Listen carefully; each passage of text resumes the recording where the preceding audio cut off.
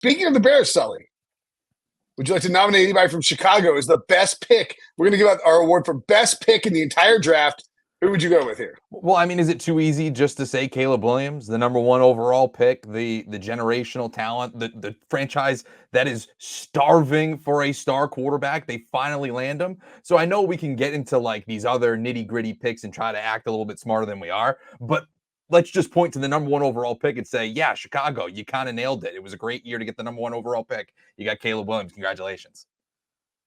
I don't have a problem with it. Breach, I was going to say, when I did the article for the Superlatives online, I definitely considered doing a quarterback most likely to bust. And I get up to like 2,000 words, and I was like, all right, like this is just like I've got 6 awards here. I don't even know if they're any good. Like there's not even a best or a worst, but yeah, it's close enough. I just did most likelies. But when I thought it would be like most likely quarterback to bust.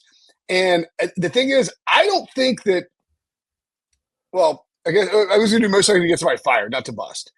I don't think there's any way that Caleb Williams gets somebody fired. Now, Matt Eberflus and Ryan Poles can get fired, like during the Caleb Williams era, but I don't think it's drafting Mitchell Trubisky is sort of what got Ryan Pace fired, right? I mean, it's like, and even though I think he picked Justin Fields too, but it's like you're like, when you have this lingering over you where you took Mitchell Trubisky over Mahomes and Watson, when those were legitimate questions, it's one thing. No one is going to say, you're an idiot, you took Caleb Williams. That was a good pick. It's much more likely to me to be like Jaden Daniels get somebody fired or Drake May get somebody fired. I would even argue it's probably Jaden Daniels.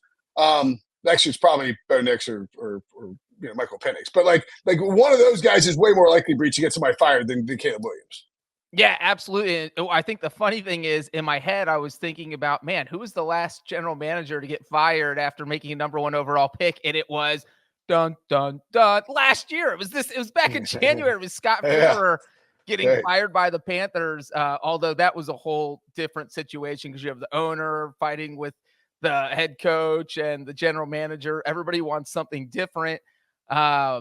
But yeah, I mean, I do agree with you because if Caleb Williams doesn't pan out for some reason, no one's going to fault the general manager. No one's going to fault the head coach. They're going to say this is who anyone would have drafted. Whoever had the #1 overall pick was except Pete Briscoe, apparently. Well, and except the Chiefs too. So I mean, there's 28 teams that they had the #1 overall pick this year would have taken Caleb Williams. Wait, did the Chiefs say that they would have taken Jay Daniels?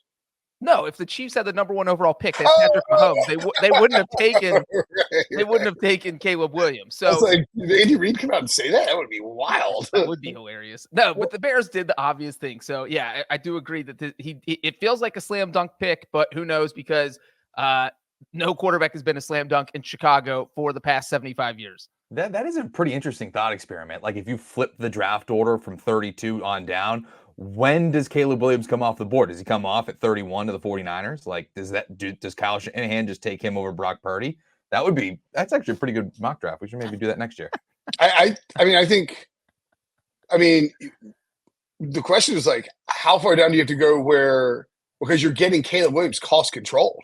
Yeah. Like the Jaguars are about to have to pay Trevor Lawrence a lot of money. Trevor Lawrence I thought he was when he came out, he was a generational prospect in that same mold. He hasn't lived up to like the Andrew Luck standards, but like right now, the Jaguars would trade Trevor Lawrence and take Caleb Williams. I think because you're getting to restart, you're getting a young guy that Urban Meyer didn't get his hands on for a year, and he's cost controlled. I think the Bengals would at least have to think about it with Joe Burrow. Brinson, the Bengals picked 18th overall. Caleb Williams wouldn't make it there if they flipped the draft upside down. I'm saying if you just made him available to every single team in the draft. Okay. I thought the Chiefs would say no. We're good. We keep winning Super Bowls. Yeah, exactly. That's what I'm saying. Like, would you trade the pick away? Yeah. You would have the option to trade Let's say the Panthers are stupid and traded the pick to the Bills. Are the Bills going to draft Caleb Williams and trade Josh Allen? Or trade the pick and because if you're the Bills, you probably say we have a generational quarterback in Josh Allen, like a franchise-altering quarterback. We can trade this for several first, and we can build around him. Like that's the obvious move to do. But again, like the Jaguars, I think would probably take Caleb Williams, right? I mean, it just depends on like how far What would the Cowboys do? All right, take Caleb Williams. Take Caleb Williams. Cut Dak. Yeah. I think I'm just trying to think like what I think the Bengals are a fascinating one just because Burrow is a franchise. They would actually the Bengals would trade the pick and build around Burrow. I think, but let's just say it was. You can't trade the pick. It's either you just take them or it passes on to the next team. It's a lot of teams would have a meeting. Like they would have to sit down in a boardroom with an owner and have a meeting. Well, I mean, you're the Bengals. You can immediately sign. You have Caleb Williams. You can immediately sign Jamar Chase, T. Higgins to huge deals. You can take care of everybody you need to on defense.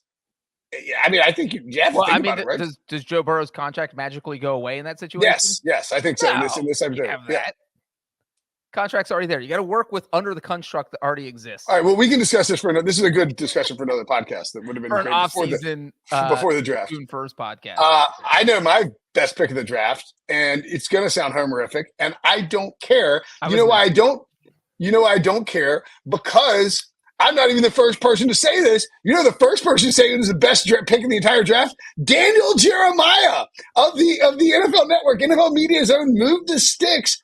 Asked immediately after the draft by Rich Eisen what his favorite pick of the draft was, said Peyton Wilson to the Pittsburgh Steelers at the end of the third round. And look, Ian Rappaport reported over the weekend that as Peyton Wilson's falling, that he doesn't have an ACL, which is a bit of a problem. But Hines Ward played for the Steelers without an ACL apparently for a long time. It was like somebody else, Tommy Lloyd, is that who it was? Somebody else who didn't have an ACL. I believe it was Tajay Spears. Yeah, Tajay Spears also didn't have an ACL. And look, if Peyton Wilson played the way he played the last 2 years with no ACL, I think he's fine. It's a pick that I think they have, of course, they signed Patrick Queen this offseason. They have Landon Roberts as the other the middle linebacker spot. I think Peyton Wilson can win that job over Landon Roberts, especially on a rookie cost control deal. You'd almost rather give it to him. He's older. He's an impact guy. He's probably a single contract guy. But I'm telling you, when you watch this guy play, you're going to be blown away by his, like he said afterwards, by the way, his brother, professional baseball player, pitcher for the Braves, played in Pittsburgh for a year. And Peyton spent a bunch of time there, says it's one of his favorite cities in the world. He's a lunch pail guy. Steelers fans are going to love him. I love this pick. And no surprise. I'm kind of a Steelers fan now because Peyton Wilson has him on the roster. That's how much I love this guy. I cannot believe the Steelers got Peyton Wilson. I mean, it was getting when it got down to the 90s, and I know exactly when this happened because I was still, I'm paying close attention because the Bengals were picking at 97. They make their pick. The Steelers are on the clock, and I'm in my head, I'm literally saying, please don't let them take Peyton Wilson.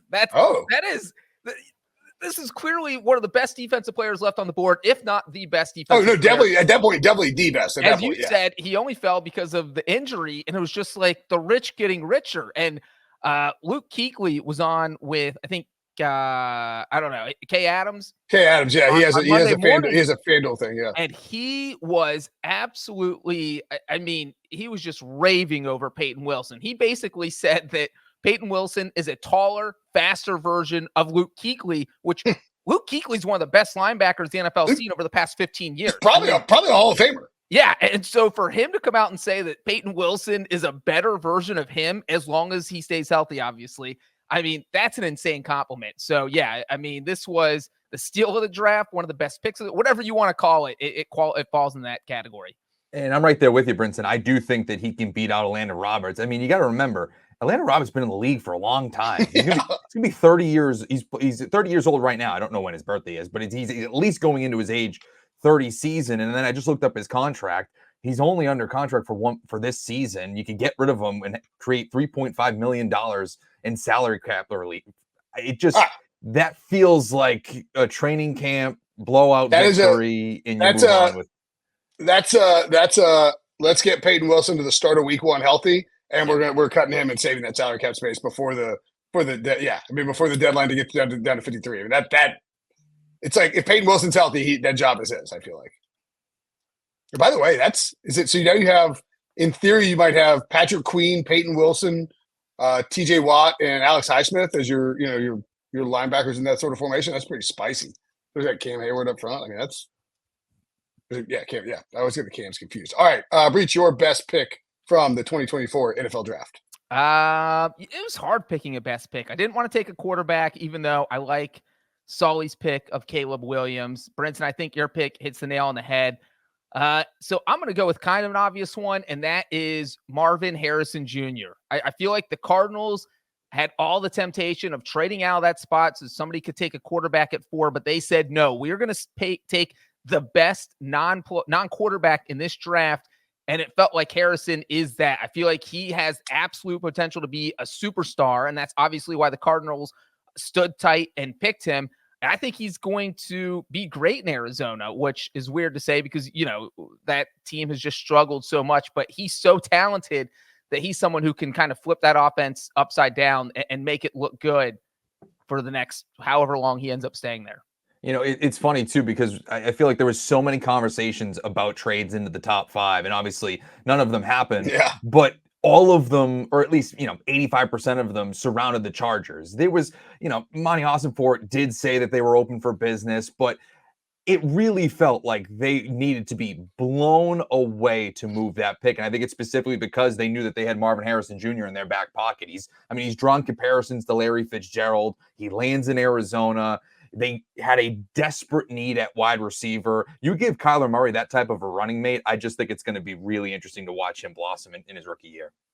Yeah, and this is a franchise that has been so, remember just last year that Kyler Murray's tweeting out my quarterback list and he's like, it wasn't me being like Kyler Murray sucks. It was like, we don't know whether Kyler Murray's going to play, how much he's going to play, if the Cardinals are tanking, whether he's going to be on the roster.